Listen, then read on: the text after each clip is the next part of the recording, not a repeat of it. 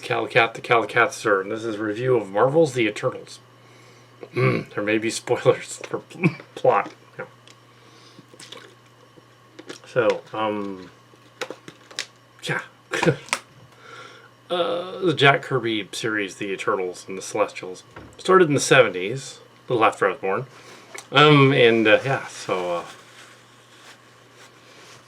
Yeah, it was basically what happened is there's this backstory where Jack Kirby went to work for DC roughly and brought back his own version of the Justice League, another group, and then went back to Marvel and then created the Eternals. So there's this other version of Justice League for Marvel, but there's also the Eternals that are kind of like the Justice League. The Avengers was that other group, the Justice League. And the Eternals basically have similar powers to the Justice League DC. There's the Icarus who can fly and has ray beam eyes like Superman. There's Thera, the goddess of warfare, is essentially Wonder Woman. There's a Flash character, Ika or whatever her name is. This version is a girl and she's mute and deaf, I guess. And then there's this other power lady that's supposed to be one of the other ones, Salma Hayek's character. And Angelina Jolie plays the Wonder Woman character, who was kind of nuts during the story. Yeah, maybe she wasn't acting. No, just kidding. I guess they just worked around her other issues offset in the movie. Okay, she zones out now and then, let's just say. But yes, they put her in the movie. But no, it wasn't connected. Anyway, yeah, Angelina Jolie. There's the main character that we follow, Irkis, who was this scientist, archaeologist lady, kind of like Wonder Woman was in one incarnation, kind of like some other people, going on. So when they made the Eternals, 60s, they really didn't. In the 70s, they were they're kind of trying to rip off DC. They did get in trouble briefly for some of that. But yes, they ended up making a movie version of the Eternals in the Phase 4 of the Marvelverse. And the previews were for the Batman and the Matrix 4 and some other forgettable movies. Mainly those two. But yeah, on to the... what's one other movie? Well... the beginning into the opening text crawl that is rather wordy and not like the Star Wars ones, and you're supposed to buy into the hippy dippy idea of what's going on in the universe of Marvelverse. That is kind of strange, and DC did the same thing with Shazam, making Shazam have all the powers of different gods from different versions of things. Shazam's name, in DC. So yeah, it's a Marvel superhero arc thing they do. They've had Thor already in the Dark World, so they showed Krill and the Skrulls and Kree, even though Kree is actually the name of a Canadian Native American tribe. It's kind of weird that they called them that, because that literally is their same name. They're not the same, but it's the same name. It would be like naming them the Apache aliens, or Ohlone aliens around here. It'd be like, what? Why are they called that? Doesn't make sense. You're literally hitting them over the head with, let's do that. Yeah, that's just, no, don't do that. Because that's odd. The movie has flashbacks during it, back to ancient past when they arrived, land their ship in Babylon. Their ship is the Garden of Babylon, apparently. Mesopotamian thing. The ship is the Mesopotamian thing, and it doesn't make sense. It's... Yeah, they throw a bunch of myths and legends and god ideas together in the story and expect the audience to buy all of them. That might throw some people off. It didn't throw me off. It just made me like puzzled more than anything. Why are they, just combining everything together to make this weird world? But like, how does that even work? But yeah, they're and the costumes are kind of silly. But no.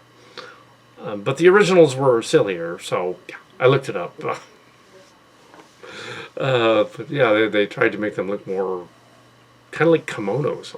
Kimonos crossed with some sort of like Indian dress, like from India, like India dress, and other stuff. One of them ends up in his disguise. He's a Bollywood dance director, writer, actor, and he's been playing himself over the eons, different generations of him. Ha ha ha! Like no one would figure that out. Yeah, so I'm like, what is the world? Yeah, so yeah, the Bollywood guy, the girl is the one that can turn things into other objects, like water into wine or whatever. She's the archaeologist. The angry Scots dude who's like Superman. He's basically angry English Scot dude. English Scot dude. Maybe he might be Welsh, but no, I think he's Scottish. And then there's a boyfriend that the lady has that's after apparently thousands of years earlier, she broke up with this other guy after marrying him, the Superman guy. Even though like how there's all of these extra things thrown in. It's overlong and kind of confusing. But yeah, the action scenes are fun when they're not distracting. So yeah, you have a story that comes off with too much going on. Yeah, cool. They show the the giant celestial alien thing with the funny six eyes, celestial bug robot thing. They show him, and that's really cool once. Then they show too much of him later on, and it's like, okay, it's not as cool because you just can't, like, if he literally is right there, then wouldn't the gravity of him being in Earth orbit blow up the Earth and destroy the solar system? If he really was literally there, maybe he's an illusion. They did imply that maybe he's a thing, Olympia planet and everything.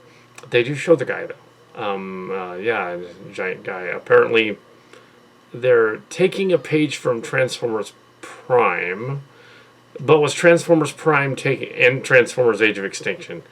But was Transformers Prime and Age of Extinction taking a page from the Celestials and the Eternals? It looks like they were. The Celestials and the Eternals did it first. The idea of the evil seed thing is inside the Earth, and they got to go find it and stop it. It's the plot, basically.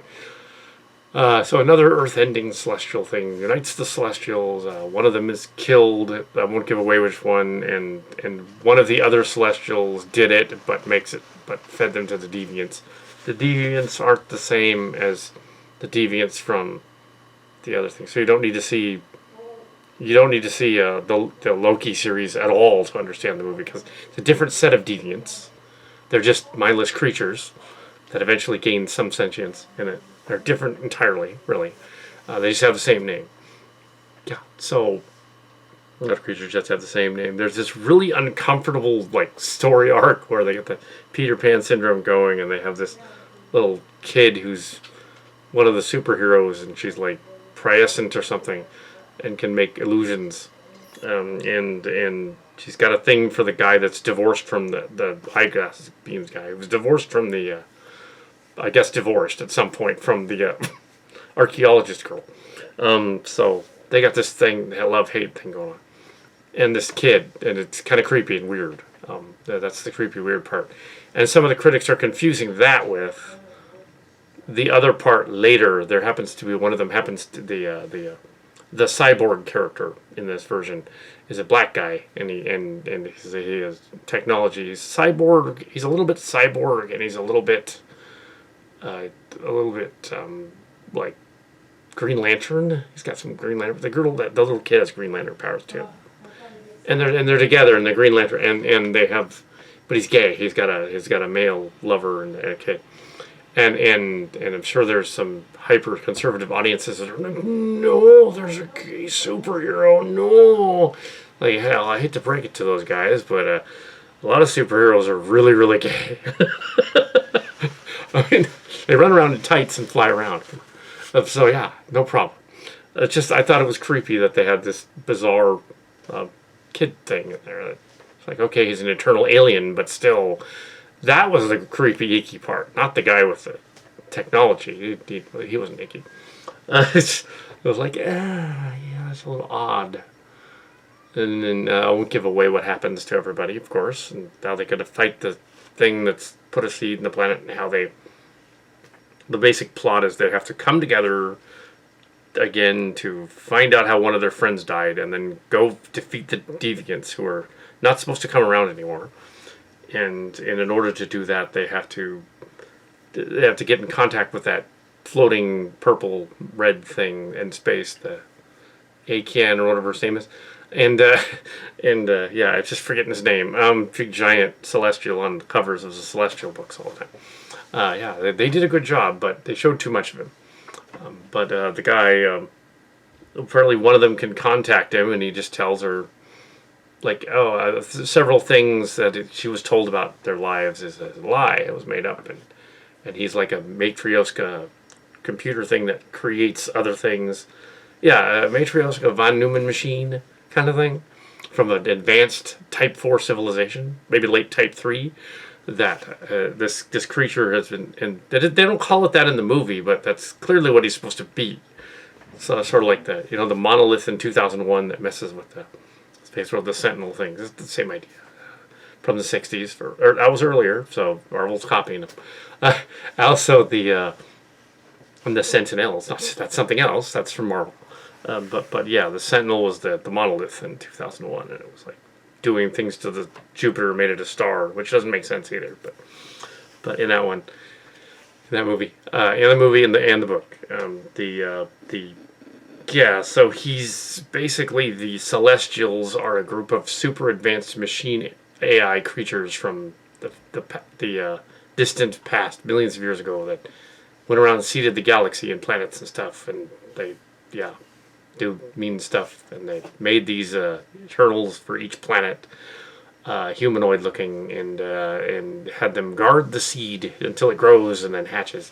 The premise of the story is that one of them is going to hatch on the Earth, blow up the Earth, so they got to go stop it. Yet another Earth-ending story, which is almost exactly like Transformers Prime with the Unicron in the Earth, and which was dumb. And also in the only dumb part of Prime, other than that, and they implied it in Transformers: Age of Extinction as well. It was the same writers. It was Kurtzman and Norchi, and Michael Bay. So you've got some. Unicron is supposed to be off in space. He is an AI of Celestial too, but he's more of a planet ship being thing than this other guy. This other guy's he's more akin to Galactus, I guess, in comics than this guy is. Galactus is also a Celestial, and then they have the Living Tribunal, who they mentioned at one point. These super AI beings, and they can do stuff. I won't give away what they're doing with that, because that would give away the plot of the story. I won't do that, but we are introduced them to the Marvel Cinematic Universe and make it literally impossible for humanity to actually stop them. Apparently, for thousands of years, they didn't stop humanity from making weapons and of war and almost destroying itself a couple times. And there's a lot of ham-fisted stuff in here and a lot of hippie stuff. Anyways, the critics gave them it's like 53% of Rotten Tomatoes. It's not that bad. There are long stretches and they're arguing that the movie, their reasons for not liking the movie don't gel with what the movie's actually about, implying implicitly that they haven't actually watched any Marvel movies, the ones that are complaining. And that's probably what it is. They haven't watched any Marvel movies. They don't like superhero movies, and they were asked to review one. Yeah, well, I like Marvel movies and superhero movies, so I'm not going to give it a 50%. It was fine. It was not great. It was not world-ending. It was fine. 70%, 73 or 2 or 3%, which is higher than Thor: The Dark World and Iron Man 2, but not nearly as good as Guardians of the Galaxy or Black Panther or those other ones. Probably on a par with Iron Man 3, I guess. It wasn't all that great. It was just fine. It was fine. Yeah, so actually parts of Avengers Age of Ultron were strange. Like that whole romance of like Hulk and Gamora, Hulk and the other girl, Natasha, didn't make any sense. So yeah, yeah, 70%. So I liked it. It was okay. It was worth. I don't know if it was worth being a little overlong. I guess to trim it down and edit. I guess it was an Oscar-winning director that wanted to mainly do a lot of talkie shots. I would have made the action scenes a little clearer. I think they run around too much and blow up shit. It's hard to tell what's going on in a lot of places. Same thing with Shang-Chi, actually. If you have too much stuff shooting at the screen, you can't tell what's going on. And also the long pause stuff, that's a jarring switch between parts where they're trying to set up character development and parts where they are not succeeding in setting up character development. See what they're doing with the world building. But yeah, I probably would have cut out all of the flashbacks. And the movie probably would have worked better. We don't need to know that they hung out in the gardens of Babylon. We don't need that. That had nothing to do with anything later on except, they find the ship, there. We don't need to, all we need to know is, that's where it is. We don't need that information. That information was not relevant to anything, except that they hung out there and things happened. I would have left it out, but that, I would have said, no, you don't need this scene. It's not important. Okay, show the love scene and then that, yeah, and establish them. But all that other stuff you didn't really need. You could have trimmed out some of that here and there. Although I didn't see necessarily it coming that the guy was, one of the characters is disingenuous. I didn't see what he did as coming. That was good that the foreshadowing didn't, it was good, foreshadowing. I couldn't tell that it was the bad guy. There was this bad guy in it. The twist is one of the deviants is involved in it, but that doesn't give anything away really, because but sure, they have sentience. It's an odd movie, but it's not 53%. It's 73%. So that would be 3 stars basically, 3 stars, and even 3 stars, and. Sure, Marvel's The Eternals. It's fine. Sure, watch it on the big screen because a lot of it's dark and bleak, and don't watch it in 3D because all the dark spots are going to look really dark, and you're not going to be able to tell what's going on. I wonder why they do that in modern movies. They probably the idea of there are battle scenes in dark places, like literally darkly lit places. Dark is fine, like horrific. But darkly lit places so that you wouldn't tell the CG wasn't quite up to par. That's what they do when they do that. Some of it was. You can tell I spent a lot of money on the little detaily things, but not a lot on these dark hallways and corridors and things. That are like, why did you shoot it like that? Yeah, and that was a little odd. That threw it off. That's what threw it off. Not the interplay of the characters. That threw it off. Yeah, so. You couldn't connect with them if they were saying, I'm going to go in here in this dark place for like 15 minutes. And well, not 15 minutes, but it seemed like, I'm going to go do this other dark, evil thing somewhere else that, you're not going to be able to tell. And let's set the mood and make it dark with dark music too. Well, it's a director that's never really done superhero movies. So, yeah. I want to do a family drama. Yeah, she was the director of was it not Borderland, but the Newfoundland or it was that weird. What's the name of that movie? Sounded like Borderland, but it had a D in the middle of it somewhere. Yeah, that no one went to see. The Oscars loved it last year. No one went to see. I don't know how the Oscars got to see it because it was the pandemic. No one was out there. Anyway, so yeah. The Eternals. Yeah, it's fine.